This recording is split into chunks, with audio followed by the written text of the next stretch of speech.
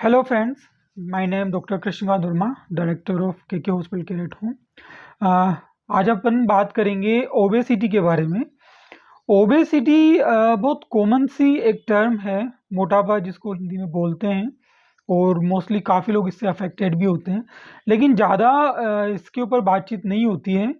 लेकिन जब मैं कहीं सेमिनार वगैरह में जाता हूँ या कैंप में जाता हूँ, तो बहुत सारे पेशेंट बात करते हैं, वो पतला तो होना चाहते हैं बट ज़्यादा लाउडली बोलते नहीं इस चीज़ के बारे में। तो इसलिए मैं आज इसके ऊपर सारे पॉइंट और फैक्टर के ऊपर बात करूँगा। तो ओबेसिटी की अपन बात करें तो टेक्निकली इसमें होता ये है कि बीएमआई, बोन मास इंडेक्स, उससे ये क्लियर होता है कि आप मोटे हैं या नहीं हैं। बीएमआई स्कोर अगर आपका 25 के आसपास हो तो ठीक है, नॉर्मल मानेंगे उसको। अगर बीएमआई का स्कोर आपका मोर देन 25 और बिटवीन 25 टू 29 तक है, इसको ओवरवेट बोलेंगे। अगर बीएमआई 30 या मोर देन 30 होगा, तब इसको अपन ओबेसिटी या मोटापा बोलेंगे। अब बीएमआई क्या होता है? ये होता है आपका बॉडी इन किलोग्राम को डिवाइड करते हैं आपकी हाइट मीटर पर स्क्वायर के अकॉर्डिंग, तो वो आपका स्कोर आ जाता है। तो आप भी अपना ऐसे करके चेक कर सकते हो। तो बात करते हैं मोटापे की। नॉर्मली इसको आइडेंटिफाई करने के लिए कोई टेस्ट की ज़रूरत नहीं होती है, ये सेल्फ डायग्नोस्टेबल होता है। आप खुद ही इसको पता कर सकते हो भाई, जैसे आप एक कपड़ों का साइज बढ़ जाएगा, आपकी टमी आ जाएगी, इस तरीके के सिम्टम्स आते हैं। ऐसा भी नहीं है कि इसको ट्रीट करने के लिए आपको किसी स्पेशलिस्ट की ज़रूरत पड़े। अगर आप चाहो तो खुद भी इसको ट्रीट कर सकते हो, वो मैं बताऊंगा अभी सारी चीज़ें। तो बात करते हैं मोटापे की सारी चीज़ें। टाइम पीरियड इसका माने तो इसका कोई फिक्स टाइम पीरियड नहीं है, ये कुछ साल भी रह सकता है और पूरी लाइफ लॉन्ग भी रह सकता है। आजकल बच्चों में ये बहुत ज़्यादा देखने को मिल रहा है, जो कि एक बहुत बड़ा अलार्मिंग साइन है या डेंजर अलार्मिंग साइन है। ऐसा नहीं होना चाहिए। 40 के बाद में अगर मोटापा आता है तो इट्स ओके, वो आ जाता है। लेकिन अगर बच्चों में ये आ रहा है तो it's a matter of concern. पुरानी लाइफस्टाइल थी और अभी जो रिसेंटली लाइफस्टाइल है, उसका भी एक बहुत बड़ा कारण है कि बच्चों में ओबेसिटी डेवलप हुई है। तो सबसे पहले अपन कोजेस की बात करेंगे। तो कोजेस में सबसे पहले इसका आता है हार्मोनल चेंजेस। हार्मोनल चेंजेस बच्चों में भी हो सकते हैं, और थायराइड में अगर प्रॉब्लम हो, थायराइड हाइपोथायराइडिज्म हो, या ड्यूरिंग प्रेगनेंसी हार्मोन चेंज आते हैं, उससे भी ये हो सकता है। सेकंड आता है इनहेरिटेड, कई बार आनुवंशिकली भी चलता रहता है। तीसरा आता है सेडेंटरी लाइफस्टाइल, बहुत ज़्यादा एक्टिविटी नहीं है, बहुत ज़्यादा लेजी लाइफ है, तो भी ओबेसिटी आती है। चौथा इसका है एक्सेसिव इंटेक ऑफ फूड, बहुत ज़्यादा हाई कैलोरी खाना अगर आप खा रहे हैं और कोई एक्सरसाइज या कोई हैवी मूवमेंट नहीं है, तो भी ओबेसिटी आएगी। एक कारण इसका है स्ट्रेस। अगर स्ट्रेस बहुत ज़्यादा है तो भी ओबेसिटी आती है। और एक है कि अगर आपका एनवायरनमेंट ही ऐसा है कि बहुत ज़्यादा आपको ऐसे फैक्टर आ रहे हैं कि हाई कैलोरी खाना है, लाइफस्टाइल आपकी बहुत डल है, तो भी आएगा। एक रिसर्च में एक कारण और आया है, जब आप 6 घंटे से अगर कम सोते हो तो भी मोटापा आ जाता है। तो इसमें अपन पहले बात करेंगे कि मेल में और फीमेल में मोटापे में क्या डिफरेंस होता है।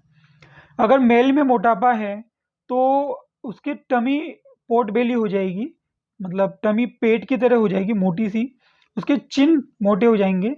बात करें अगर फीमेल की, तो फीमेल में थोड़ा सा फैट डिपोजिशन अलग तरीके से होगा। फीमेल में बटक्स में फैट डिपोजिशन होगा, आर्म्स, अपर आर्म्स के अंदर फैट आएगा, बेली पे भी आएगा लेकिन कम आएगा comparison to lower limb. Lower limb में, पिटली में यहाँ पे ज़्यादा आएगा। अभी बात करते हैं इफेक्ट की। मोटापा करता क्या है? मोटापा न सिर्फ कॉस्मेटिकली आपको खराब करेगा, बल्कि ये एक पुल या एक विंडो क्रिएट करेगा बॉडी के अंदर, जिसके थ्रू बहुत सारी बीमारियां आपको हो जाएंगी। पहला है, आपको जॉइंट पेन आएगा, बैक पेन आएगा, हार्ट डिजीज हो जाएगी, डायबिटीज़ भी इसमें होती है, कुछ केसेस में कैंसर भी आपको हो जाएगा, कॉन्फिडेंस लेवल डाउन हो जाएगा, और भी बहुत सारी लीगल बीमारियां होगी। स्ट्रोक एक ऐसा केस है जिसके चांसेस बढ़ जाते हैं अगर आपको की बॉडी ओबेस है।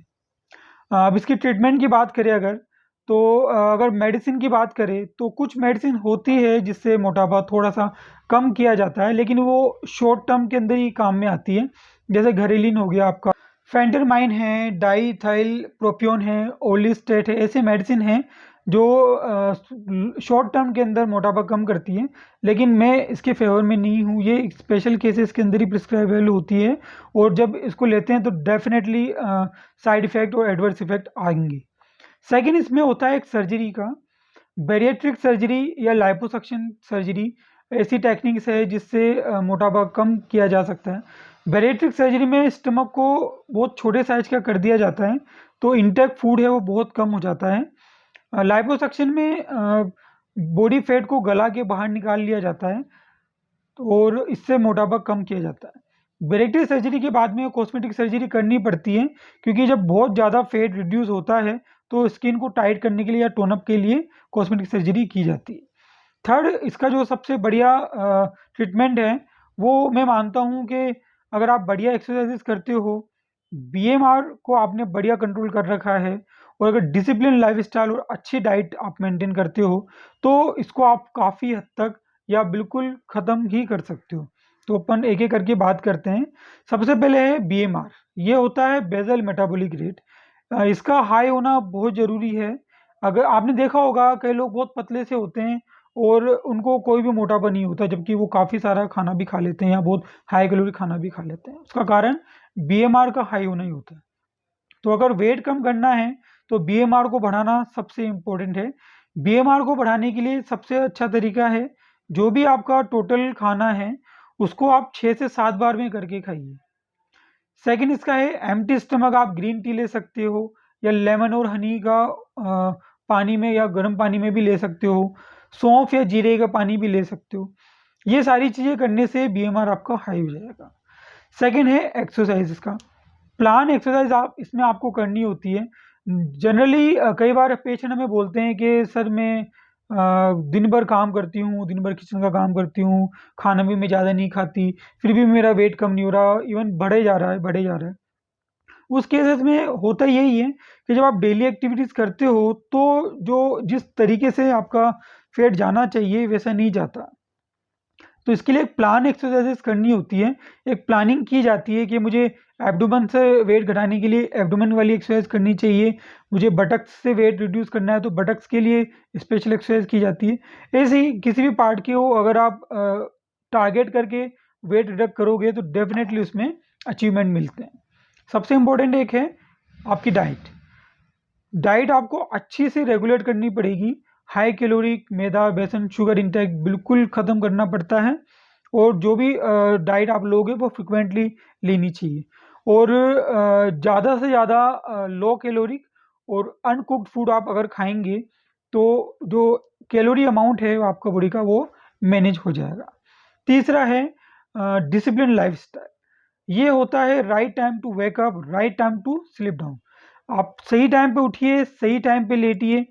आप बेड पे जाने से कम 3 घंटे पहले अपना लास्ट मील ख़त्म कीजिए, और बैड ईटिंग बिल्कुल भी मत करिए। कई लोगों की आदत होती है वो नाइट में सोते टाइम पे या सुबह उठने के जस्ट बाद में बेड के ऊपर ही खाना खाते हैं या कुछ भी एडिबल चीज़ें खाते हैं, वो आपका वेट डेफिनेटली बढ़ाएंगी। डिसिप्लिन लाइफस्टाइल के अंदर ये भी है कि अगर आप स्मोकिंग नहीं करते हो, अल्कोहल कंज्यूम नहीं करते हो, और कुछ भी ऐसी चीज़ें नहीं खाते हो जो हानिकारक है बॉडी के लिए, तो आपको ज़्यादा सही रहेगा। अगर ऐसी चीज़ें खाते हैं तो बॉडी वेट को कम करने में थोड़ी सी दिक्कत भी आती है। सबसे बड़ी इसमें भी जो बात है वो है विल पावर की। अगर विल पावर स्ट्रॉन्ग होता है तो बहुत अच्छे चांसेस होते हैं बॉडी वेट को ख़त्म करने का या बॉडी वेट को कम करने का। इसके लिए सबसे इम्पोर्टेंट होता है आपकी प्लानिंग। ऐसा नहीं है कि आपने अभी सब कुछ ट्राई किया और 1 महीने या 2 महीने के अंदर ही आपका वेट कम हो गया, तो ऐसा बिल्कुल पॉसिबल नहीं है। It will take some time. ये 5 से 6 महीने का पूरा एक शेड्यूल होता है, इसको आपको पूरा करना होता है।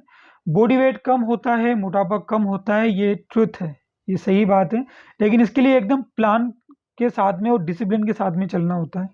तो अगर आप सारी चीज़ें फॉलो करेंगे तो डेफिनेटली ओबेसिटी से आपको निजात मिल जाएगी। ओबेसिटी बड़ी जनरल सी टर्म है, लेकिन जो लोग परेशान होते हैं मोटापे से, उनके लिए बड़ा मुश्किल सा हो जाता है। उनकी लाइफस्टाइल सारी ख़राब हो जाती है, सारे फंक्शन डिस्टर्ब हो जाते हैं, वीकनेस काफ़ी सारी आती है, जॉइंट में पेन आता है, ऑस्टियोआर्थराइटिस डेवलप हो जाता है, और भी बहुत सारे साइकोलॉजिकल और फिजियोलॉजिकल फैक्टर आते हैं जो परेशान करते हैं। तो ओबेसिटी बिल्कुल ख़त्म की जा सकती है, 100% ख़त्म की जा सकती है। इस वीडियो के अंदर मैंने यही बताया था। इसके अलावा और भी बहुत सारी चीज़ें होती हैं जो अगर बताने बैठेंगे तो बहुत लंबा वीडियो हो जाएगा। तो अगर आप मुझे और भी कुछ जानना चाहते हैं तो मुझे कमेंट कर सकते हैं, डायरेक्टली मैसेज कर सकते हैं। मैं आपको बिल्कुल सारी चीज़ों के बारे में बताऊँगा। आज के लिए इतना ही, मिलते हैं अगले वीडियो।